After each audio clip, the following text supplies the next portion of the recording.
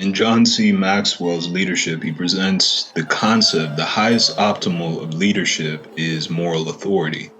It's a designation that you cannot give to yourself. It's something that the people around you, the people that you serve, provide you with after years of effort, after years of service, after years of doing for those around you, and demonstrating, being the example of the change that you are after. It's the highest level of authority, the highest level of leadership, and you cannot skip the journey towards becoming a moral authority. It requires time, it requires effort, it requires failure, it requires success. The quest to become a moral authority is a journey that we all should strive to be on. It's one that we cannot avoid, and it's a one that reaps a great reward. Why do we look to those like Malcolm X? Why do we look to those like Martin Luther King? Why do we look to those like Marcus Mosiah Garvey? Why do we look to those men and women of the same vein? It's because they've demonstrated through effort, through work, through hardship, that they were for the people. They stood when nobody else could, and thus they reign supreme in our hearts forever.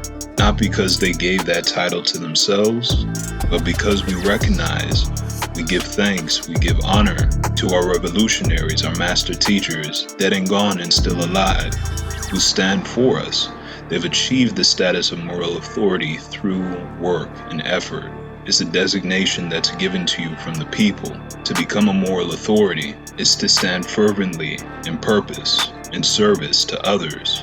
It takes time, it takes a heart of perseverance, a mind of perseverance. But when all is said and done, when all products of what you produced in your life are lined up, and if it is found that all those products produced from your life have not just helped you, but helped others, you can rest well at the end of your days because you'll never be forgotten. You stood strong when tests came. You stood strong when the dominant society sought to destroy you. You stood strong on what was right. You stood on principle, not just today, but tomorrow, next week, next month, next year, the year after that, the next decade.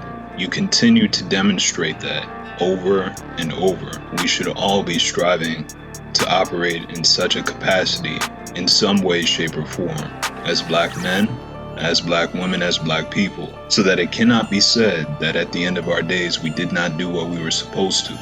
And you won't have to give yourself the designation. No, the people will uphold you as a moral authority. 1.